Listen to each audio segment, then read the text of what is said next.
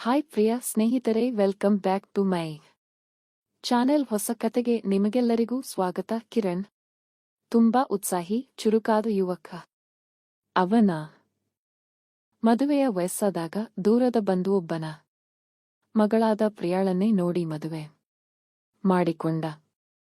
ಪ್ರಿಯಾ ನೋಡಲು ಅಪ್ಸರೆಯಂತೆ ಸುಂದರಿ. ಮದುವೆ ಘನವಾಗಿ ಮುಗಿಯಿತು. ಮೊದಲ ರಾತ್ರಿಗೂ ಶುಭ ಮುಹೂರ್ತ ನಿಗದಿಯಾಯಿತು. ಆ ರಾತ್ರಿ ಪ್ರಿಯಾಳ ತಾಯಿ ಲತಾಳವರು ತಮ್ಮ ಮಗಳನ್ನು ತುಂಬಾ ಅಂದವಾಗಿ ಸಿಂಗಾರಗೊಳಿಸಿದರು. ಕೆಂಪು ಬಣ್ಣದ ರೇಷ್ಮೆ ಸೀರೆ, ದೊಡ್ಡದಾದ ಚಿನ್ನದ ಒಡವೆಗಳು, ಗರಗರಿಸುವ ಚಂಪಕ ಹೂವಿನ ಮಾಲೆ. ಈಗಾಗಲೇ ಚಂದದ ಹುಡುಗಿ ಇನ್ನೂ ದಿವ್ಯವಾಗಿ ಕಾಣುತ್ತಿದ್ದಳು. ಕಿರಣ್ ಕೋಣೆಯಲ್ಲಿ ಕುಂಟು ಕುಳಿತು ಪ್ರಿಯಾ ಬರುವುದನ್ನೇ ಕಾಯುತ್ತಿದ್ದ. ಹಿರಿಯರು ಪ್ರಿಯಾಳಿಗೆ ಸಾಕಷ್ಟು ಸಲಹೆಗಳನ್ನು ಹೇಳಿ ಆಶೀರ್ವದಿಸಿ ಕೋಣೆಗೆ ಕಳುಹಿಸಿದರು. ಬಾಗಿಲು ಒಳಗಿಂದ ಲಾಕ್ ಆಯಿತು. ಪ್ರಿಯಾ ಹಾಲಿನ ಗ್ಲಾಸ್ ಹಿಡಿದು ನಾಚಿಕೆಯಿಂದ ಕಿರಣನ ಬಳಿ ಬಂದಳು. ಗ್ಲಾಸ್ ಒಪ್ಪಿಸಿ ತಲೆ ತಗ್ಗಿಸಿ ನಿಂತಳು. ಕಿರಣ್ ಏಳುವಷ್ಟರಲ್ಲಿ ಅವಳನ್ನು ಎಳೆದು ತಬ್ಬಿಕೊಂಡು ಗಲ್ಲಿಗೊಂದು ಚುಂಬನ ಇಟ್ಟ. ಪ್ರಿಯಾ ನಾಚಿಕೆಯಿಂದ ತಪ್ಪಿಸಿಕೊಂಡು, ಅಯ್ಯೋ, ಮೊದಲು ಹಾಲು ಕುಡಿಯಿರಿ ಸ್ವಾಮಿ, ಆಮೇಲೆ ನಿಮ್ಮ ಆಟ ಅಂದಳು. ಕಿರಣ್ ನಕ್ಕು, ಹಾಲು ಎಲ್ಲಿದೆ ನೋಡುತ್ತಲೇ ಇಲ್ಲ ನನಗೆ. ಈ ಚಂಪಕದ ಸುಗಂಧವೇ ನನ್ನನ್ನು ಹುಚ್ಚನಂತೆ ಮಾಡುತ್ತಿದೆ. ಇಷ್ಟು ಸೊಗಸಾದ ಹೆಂಡತಿ ಮುಂದೆ ಇದ್ದಾಗ ಹಾಲು ಕುಡಿಯೋಕೆ ಮನಸ್ಸೇ ಇಲ್ಲ ಅಂದ. ಪ್ರಿಯಾ ಸಾಕು ಸಾಕು ಎನ್ನುತ್ತಾ ತಪ್ಪಿಸಿಕೊಂಡು ಗ್ಲಾಸ್ ತೆಗೆದು ಒತ್ತಾಯಪೂರ್ವಕವಾಗಿ ಕುಡಿಸಿದಳು. ಕಿರಣ್ ಸ್ವಲ್ಪ ಕುಡಿದು ಉಳಿದಿದ್ದನ್ನು ಪ್ರಿಯಾಳ ಬಾಯಿಗೆ ಹಚ್ಚಿದ. ಆಮೇಲೆ ಇಬ್ಬರೂ ಒಂದಾಗಿ ರಾತ್ರಿಯನ್ನು ಸ್ವರ್ಗದಂತೆ ಕಳೆದರು. ಒಂದೆರಡು ದಿನ ಇದೇ ರೀತಿ ಸಾಗಿತು. 24 ಗಂಟೆಯೂ ಕಿರಣ್ ಪ್ರಿಯಾಳನ್ನು ಬಿಟ್ಟು ಎಲ್ಲಿಯೂ ಹೋಗುತ್ತಿರಲಿಲ್ಲ. ಇದನ್ನು ನೋಡಿ ಕಿರಣನ ಅಮ್ಮನಿಗೆ ಕೋಪ ಬಂತು. ಇವನು ಇನ್ನೇನೂ ಕೆಲಸ ಕಾರ್ಯ ಬಿಟ್ಟು ಹಗಲು ರಾತ್ರಿ ಇವಳ ಹಿಂದೆಯೇ ತಿರುಗುತ್ತಾನಲ್ಲ ಎಂದುಕೊಂಡಳು. ಈ ನಡುವೆ ಕಿರಣ್ ಪ್ರಿಯಾಳನ್ನು ಅವಳ ಮನೆಗೆ ಕರೆದುಕೊಂಡು ಹೋಗಿದ್ದ. ಅಲ್ಲಿಯೂ 2 ದಿನ ಇದೇ ರೀತಿ ಸಾಗಿತು. ಲತಾಳವರಿಗೂ ಇದು ಗೊತ್ತಾಗಿ ಆತಂಕವಾಯಿತು. ಆದರೂ ಏನೂ ಹೇಳದೆ ಸುಮ್ಮನಿದ್ದರು. ಮತ್ತೆ ಮನೆಗೆ ಬಂದ ಮೇಲೆ ಕಿರಣ್ ತನ್ನ ಆಫೀಸ್ ಹತ್ತಿರದಲ್ಲಿ ಒಂದು ಬಾಡಿಗೆ ಮನೆ ತೆಗೆದುಕೊಂಡು ಪ್ರಿಯಾಳೊಂದಿಗೆ ತಾನೇ ಇದ್ದ. ಎಲ್ಲಿ ಸಮಯ ಸಿಕ್ಕರೂ ಇಬ್ಬರೂ ಒಬ್ಬರನ್ನೊಬ್ಬರು ಆತ್ಮೀಯವಾಗಿ ಆನಂದಿಸುತ್ತಿದ್ದರು. ಕೆಲವೇ ತಿಂಗಳಲ್ಲಿ ಪ್ರಿಯಾ ಗರ್ಭಿಣಿಯಾದಳು. ಕಿರಣ್ ಆಫೀಸ್ಗೆ ಹೋದ ಮೇಲೆ ಪ್ರಿಯಾ ಫೋನ್ ಮಾಡಿ ನನಗೆ ತುಂಬಾ ಸೀಬೆ ಹಣ್ಣು ತಿನ್ಬೇಕು ಎಂದು ಹಠ ಮಾಡಿದಳು. ಜೊತೆಗೆ ತನ್ನ ತಾಯಿಗೂ ಫೋನ್ ಮಾಡಿ ಸುದ್ದಿ ಹೇಳಿದಳು. ಲತಾಳವರಿಗೆ ತುಂಬಾ ಸಂತೋಷವಾಯಿತು. ಆದರೆ ಒಳಗೆ ಆತಂಕವೂ ಶುರುವಾಯಿತು. ಈ ಹುಡುಗ ಯಾವಾಗಲೂ ಇವಳ ಹಿಂದೆ ಮೋಡಿ ಸಂಭೋಗ ವಶೀಕರಣ ಸ್ಪೆಷಲಿಸ್ಟ್. ವಶೀಕರಣಕ್ಕೋಸ್ಕರನೇ ಕರೆ ಮಾಡಿ. ಮಹಾಕಾಳಿ ತಾಂತ್ರಿಕ ಪೀಠಂ ಶ್ರೀ ಮಹಾ ಅಘೋರ ತಪಸ್ವಿ. ನಿಮ್ಮ ಪ್ರೀತಿಯನ್ನ ಮರಳಿ ಪಡೆಯಬೇಕೇ? ನಿಮ್ಮ ಪ್ರೀತಿಯನ್ನ ಮನೆಯಲ್ಲಿ ಒಪ್ಪುತ್ತಿಲ್ಲವೇ? ನೀವು ಇಷ್ಟಪಟ್ಟ ವ್ಯಕ್ತಿ ನಿಮ್ಮಂತೆ ಆಗಬೇಕೇ? ಲವ್ ಮ್ಯಾರೇಜ್ ನಲ್ಲಿ ಕುಟುಂಬದಿಂದ ಕಿರಿಕಿರಿಯಾಗುತ್ತಿದೆಯೇ? ನಿಮ್ಮ ಪತಿ ಅಥವಾ ಪತ್ನಿಗೆ ಪರಸ್ತ್ರೀ ಸಹವಾಸ ಬಿಡಿಸಬೇಕೇ? ಇಲ್ಲಿದೆ ಶಾಶ್ವತ ಪರಿಹಾರ. ವಶೀಕರಣ ಮತ್ತು ಶತ್ರು ಮುತ್ತಿಗೆಗೆ ಓಪನ್ ಚಾಲೆಂಜ್. ನಿಮ್ಮ ಕೆಲಸ ಕೇವಲ 2 ಗಂಟೆಯಲ್ಲಿ ಶಾಶ್ವತ ಸಮಾಧಾನ ಇಲ್ಲಿದೆ. ಕೆಲಸ ಆಗದಿದ್ದಲ್ಲಿ ನಿಮ್ಮ ಹಣ ವಾಪಸ್. ಗುಪ್ತ ಅಘೋರ ವಾಮ ಪದ್ಧತಿಯಿಂದ ಇಲ್ಲಿ ಶಾಶ್ವತ ಪರಿಹಾರ ಗ್ಯಾರಂಟಿ. ಇವಳು ಈಗಾಗಲೇ ಸ್ವಲ್ಪ ದುರ್ಬಲವಾಗಿದ್ದಾಳೆ. ಇನ್ನು ಹಗಲು ರಾತ್ರಿ ಇದೆ ರೀತಿ ಮಾಡಿದರೆ ಆರೋಗ್ಯ ಹಾಳಾಗಬಹುದು ಎಂದು ಯೋಚಿಸಿದರು. ಹೆರಿಗೆಯವರೆಗೂ ನನ್ನ ಬಳಿ ಇರಲಿ ಎಂದು ನಿರ್ಧರಿಸಿದರು. ಲತಾಳವರು ಕಿರಣನ ಮನೆಗೆ ಬಂದು, ನಾನು ಪ್ರಿಯಾಳನ್ನು ನನ್ನ ಬಳಿ ಕರೆದುಕೊಂಡು ಹೋಗುತ್ತೇನೆ. ಹೆರಿಗೆಯಾದ ಮೇಲೆ ಚೆನ್ನಾಗಿ ಕಳುಹಿಸಿಕೊಡುತ್ತೇನೆ ಎಂದು ಹೇಳಿದರು. ಕಿರಣ್ ಗಾಬರಿಯಾಯಿತು. ಇದೇ ನಮ್ಮ ಇಷ್ಟು ಬೇಗ? ಇನ್ನೂ ಕೆಲವು ತಿಂಗಳು ಇಲ್ಲೇ ಇರಲಿಯೇ ಎಂದ. ಲತಾಳವರು ಗಂಭೀರವಾಗಿ ನೋಡಿ ಕಿರಣ್, ಹಗಲೂ ರಾತ್ರಿ ನಿದ್ದೆಯೇ ಇಲ್ಲದೆ ಇವಳ ಸ್ಥಿತಿ ಏನಾಗಿದೆ ನೋಡಿ. ಇದೇ ರೀತಿ ಮುಂದುವರಿದರೆ ಡೆಲಿವರಿಗೂ ತೊಂದರೆ ಆಗಬಹುದು. ನೀವು ಸ್ವಲ್ಪ ದಿನ ಹೊರಗೆ ಊಟ ಮಾಡಿಕೊಂಡು ಸರಿದೂಗಿಸಿಕೊಳ್ಳಿ. ಆಮೇಲೆ ಇವಳು ಯಾವಾಗಲೂ ನಿಮ್ಮ ಜೊತೆಯಲ್ಲೇ ಇರುತ್ತಾಳೆ ಎಂದು ಒಪ್ಪಿಸಿ ಪ್ರಿಯಾಳನ್ನು ಕರೆದುಕೊಂಡು ಹೋದರು. ಕಿರಣನಿಗೆ ಪ್ರಿಯಾ ಇಲ್ಲದ ರಾತ್ರಿಗಳು ಕಷ್ಟವಾದವು.